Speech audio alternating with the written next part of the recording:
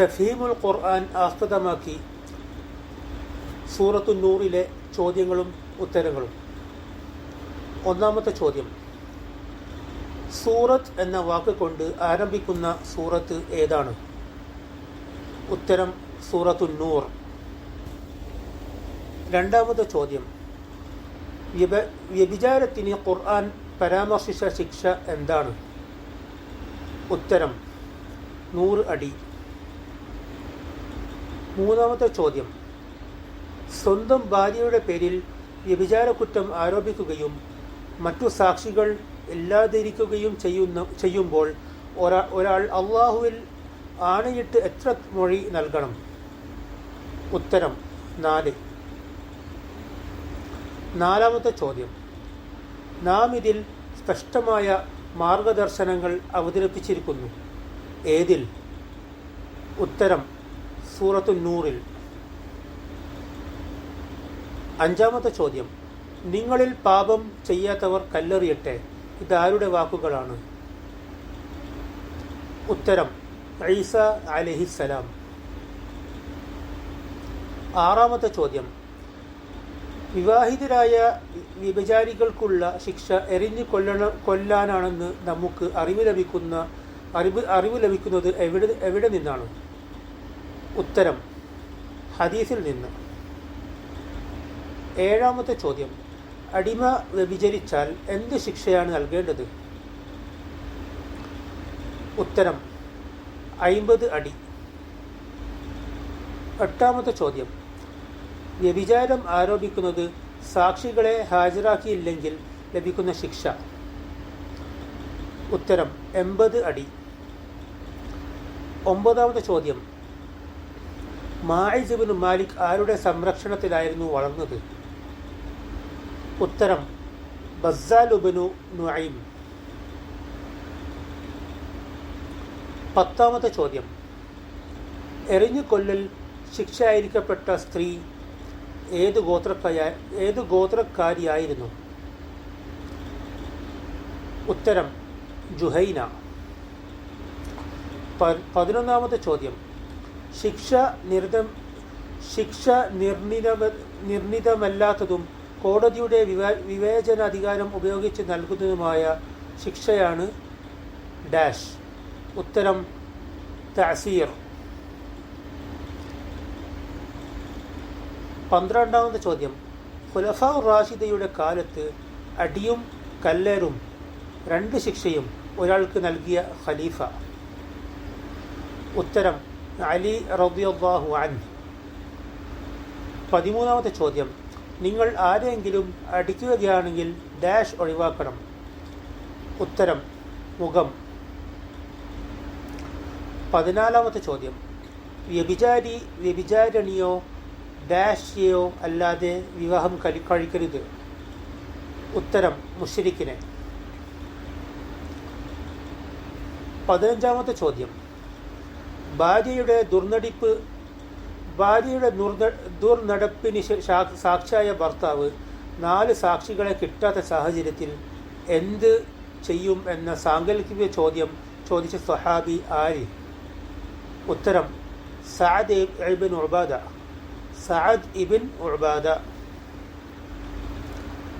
16ാമത്തെ ചോദ്യം, ഭാര്യക്കെതിരെ ഭർത്താവ് ആരോപണം ഉന്നയിക്കുകയും ശാപപ്രാർത്ഥന നടത്തുകയും ചെയ്യതിന് പറയുന്ന സാങ്കേതിക പദം എന്താണ്? ഉത്തരം ലിആൻ. 17ാമത്തെ ചോദ്യം, ഭർത്താവിൻ്റെ കുറ്റാരോപണത്തെ തുടർന്ന് ശിക്ഷയിൽ നിന്ന് ഒഴിവാകാൻ ലിആനിൻ്റെ പശ്ചാത്തലത്തിൽ 4 തവണ സത്യം ചെയ്ത ശേഷം തൻ്റെ മേൽ അള്ളാഹുവിൻ്റെ ഡാഷ് ഉണ്ടാകട്ടെ എന്ന് അവൾ പറയണം? ഉത്തരം ശാപം. 18ാമത്തെ ചോദ്യം, ലിആനിൻ്റെ ഫലമായി സംഭവിക്കുന്നത് എന്താണ്? ഉത്തരം വിവാഹം വേർപ്പെടുന്നു. 19ാമത്തെ ചോദ്യം, സൂറത്തു നൂറിലെ ആദ്യ 10 ആയത്തുകളിലെ ചർച്ചാ വിഷയം? ഉത്തരം സദാചാരം. 20ാമത്തെ ചോദ്യം, ശിക്ഷ നടപ്പാക്കുമ്പോൾ വിശ്വാസികൾക്ക് ഉണ്ടാവരുത് എന്ന് പറയുന്ന വികാരം? ഉത്തരം അനുകമ്പ. 21-ാമത്തെ ചോദ്യം. വ്യഭിചരിച്ച പുരുഷൻ സ്ത്രീയുടെ പിതാവിന് 50 വെള്ളിക്കാശ് പിഴ നൽകണമെന്ന് പറയുന്ന ബൈബിൾ പുസ്തകം? ഉത്തരം ആവർത്തനം. 22-ാമത്തെ ചോദ്യം. സൂറത്തു നൂറിൽ യർമൂന എന്ന പദം കൊണ്ട് ഉദ്ദേശിക്കുന്നതെന്ത്? ഉത്തരം മറ്റൊരാൾക്കെതിരെ വ്യഭിചാരം ആരോപിക്കൽ. 23-ാമത്തെ ചോദ്യം. നമസ്കാരവും നോമ്പും മാത്രമല്ല രാഷ്ട്രത്തിലെ നിയമവും ദീനാണ് എന്ന് സൂചിപ്പിക്കുന്ന ആയത്ത് ഏതാണ്? ഉത്തരം 2-ാമത്തെ ആയത്ത്. 24-ാമത്തെ ചോദ്യം. വ്യഭിചാര കുറ്റം തെളിയിക്കപ്പെട്ടാൽ ശിക്ഷ നടപ്പാക്കേണ്ടത് ആര്? ഉത്തരം കോടതി. 25-ാമത്തെ ചോദ്യം. സാക്ഷികളില്ലാതെ കുറ്റം സ്ഥിരീകരിക്കപ്പെടുന്ന സാഹചര്യം? ഉത്തരം സ്വയം കുറ്റം സമ്മതിക്കുക. 26-ാമത്തെ ചോദ്യം. ഹദ് നടപ്പാക്കുന്നതിനടുത്ത് പ്രവേശനാധികാരമുള്ളത് ആർക്കാണ്? ഹദ് നടപ്പാക്കുന്നതിനടുത്ത് പ്രവേശനം അനുമതിയുള്ളത് ആർക്കാണ്?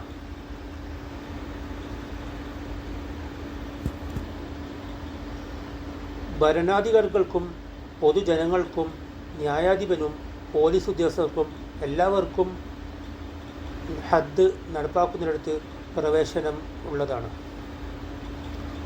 27-ാമത്തെ ചോദ്യം. ശിക്ഷ പരസ്യമായി നടപ്പാക്കുന്നതിൻ്റെ ലക്ഷ്യം?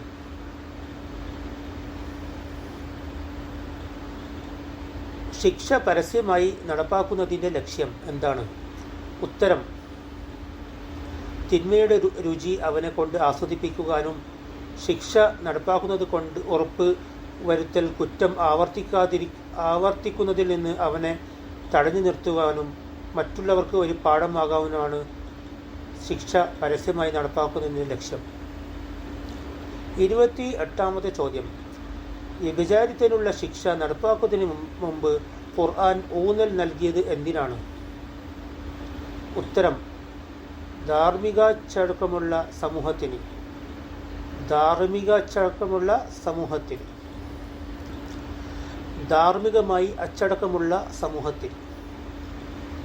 29-ാമത്തെ ചോദ്യം. ശരിയായ പ്രസ്താവന ഏത്? വ്യഭിചാരം ആരോപിക്കുകയും 4 സാക്ഷികളെ കൊണ്ട് വരാതിരിക്കുകയും ചെയ്യുന്ന സാഹചര്യത്തിൽ ഏതാണ് ശരി എന്ന് തിരഞ്ഞെടുക്കുക. 1-ാമത്തത് വ്യഭിചാരം ആരോപിക്കുന്നവരെ എറിഞ്ഞു കൊല്ലണം. 2-ാമത്തത് വ്യഭിചാരം ആരോപിക്കുന്നവരെ 100 അടി അടിക്കണം. 3-ാമത്തത് വ്യഭിചാരം ആരോപിക്കുന്നവരുടെ സാക്ഷ്യം സ്വീകരിക്കരുത്.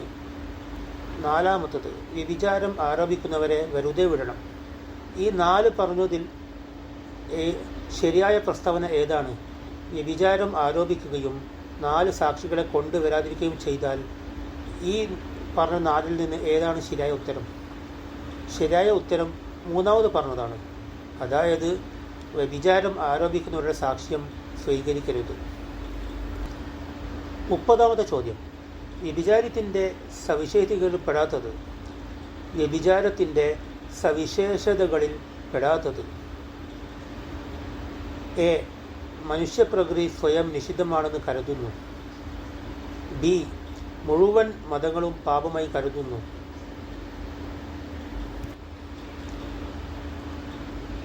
സി.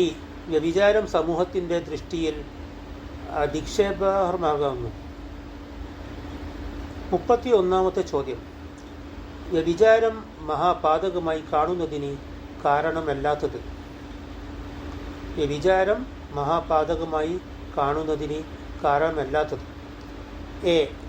കുടുംബ സംവിധാനത്തിൻ്റെ തകർച്ചയ്ക്ക് കാരണമാകുന്നത് കൊണ്ട്, മനുഷ്യ നാഗരികതയുടെ നിലനിൽപ്പിന് തടസ്സമാകുന്നത് കൊണ്ട്, ലൈംഗിക ബന്ധം മതദൃഷ്ട്യാ തെറ്റായതുകൊണ്ട്, സാമൂഹിക ജീവിതത്തിന് പോറലേൽക്കുന്നത് കൊണ്ട്. വ്യഭിചാരം മഹാപാതകമായി കാണുന്നതിന് കാരണമല്ലാത്തത് ഈ പറഞ്ഞതിൽ നിന്ന് ഏതാണ്? ഉത്തരം മൂന്നാമത്തതാണ്. ലൈംഗിക ബന്ധം മതദൃഷ്ട്യാ തെറ്റായത് കൊണ്ട്. 32ാമത്തെ ചോദ്യം. സൂറത്തു നൂർ അവതരണ ക്രമം എത്ര? 102, 103, 104, 105. ഉത്തരം 102. സൂറത്തു നൂർ അവതരണ ക്രമം എത്ര? ഉത്തരം 102. 33ാമത്തെ ചോദ്യം. തഫ്ഹീം ഏത് വോള്യത്തിലാണ് നൂർ ചർച്ച ചെയ്യുന്നത്? ഉത്തരം 3ാമത്തെ വോള്യത്തിൽ. തഫ്ഹീം ഏത് വോള്യത്തിലാണ് നൂർ ചർച്ച ചെയ്യുന്നത്? ഉത്തരം 3ാമത്തെ വോള്യത്തിൽ. 34ാമത്തെ ചോദ്യം.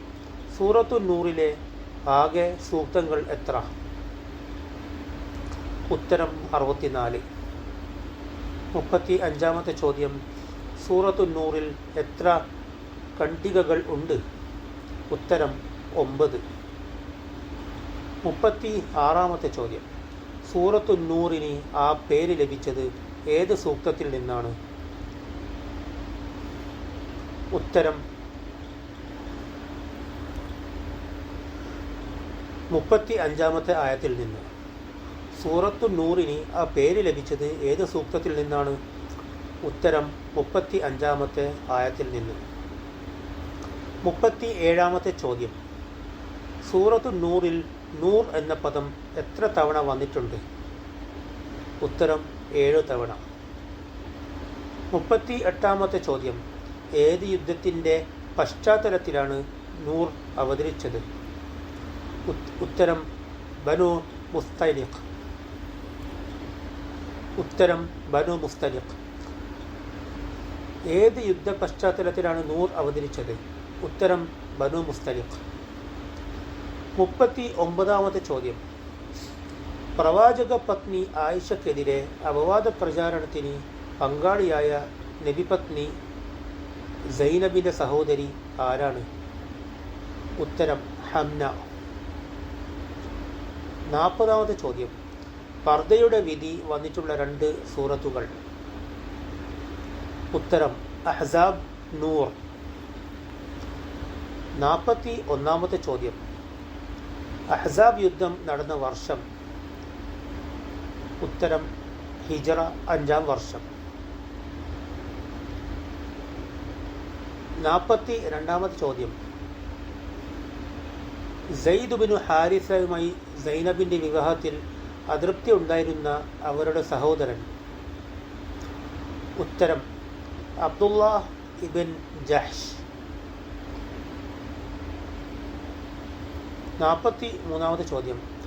സെയ്ദ് ബിനു ഹാരിസുമായി സൈനബിൻ്റെ വിവാഹത്തിൽ സഹോദരന് അതൃപ്തി ഉണ്ടാകാൻ കാരണം എന്താണ്? ഉത്തരം സെയ്ദ് വിമോചിതനായ അടിമയായതുകൊണ്ട്. 44ാമത്തെ ചോദ്യം. സെയ്ദ് വിവാഹമോചനം ചെയ്ത സൈനബിനെ നബി വിവാഹം കഴിക്കാൻ കാരണം? ഉത്തരം ദത്തുപുത്രൻ സ്വന്തം പുത്രനെ പോലെയല്ല എന്ന് ബോധ്യപ്പെടുത്തുവാൻ വേണ്ടിയാണ്. 45ാമത്തെ ചോദ്യം.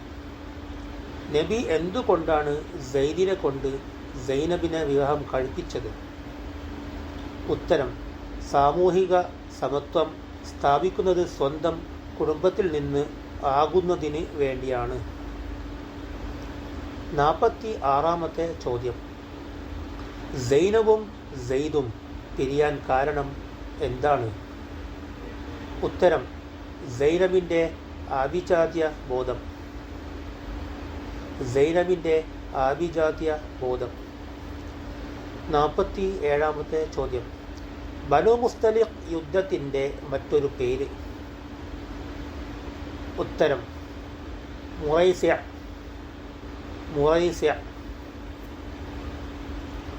48ാമത്തെ ചോദ്യം. മദീനയിൽ മടങ്ങിയെത്തിയാൽ പ്രതാപവാൻ ഹീനനെ 48ാമത്തെ ചോദ്യം. മദീനയിൽ മടങ്ങിയെത്തിയാൽ പ്രതാപവാൻ ഹീനനെ അവിടെ നിന്ന് പുറന്തള്ളും എന്ന സൂറത്തുൽ മുനാഫിഖീൻ ഉദ്ധരിച്ച ഈ വാക്കുകൾ ആരുടേതാണ്? ഉത്തരം അബ്ദുല്ലാഹ് ഇബിൻ ഉബൈ. 49-ാമത്തെ ചോദ്യം. യാത്രയിൽ കൂടെ കൊണ്ടുപോകാൻ നബി ഭാര്യമാരെ തിരഞ്ഞെടുത്ത രീതി? ഉത്തരം കൂടിയാലോചന. യാത്രയിൽ കൂടെ കൊണ്ടുപോകാൻ നബി ഭാര്യമാരെ തിരഞ്ഞെടുത്തിരുന്ന രീതി? ഉത്തരം കൂടിയാലോചന. 50-ാമത്തെ ചോദ്യം. ബനൂ മുസ്തലിഖ് യുദ്ധശേഷം ആയിഷ റളിയല്ലാഹു അൻഹ നബിയോടൊപ്പം മടങ്ങാതിരുന്നത് എന്തുകൊണ്ട്? ഉത്തരം മാലയുടെ അന്വേഷണത്തിൽ മുഴുകിയതുകൊണ്ട്. ഉത്തരം മാലയുടെ അന്വേഷണത്തിൽ മുഴുകിയതുകൊണ്ട്.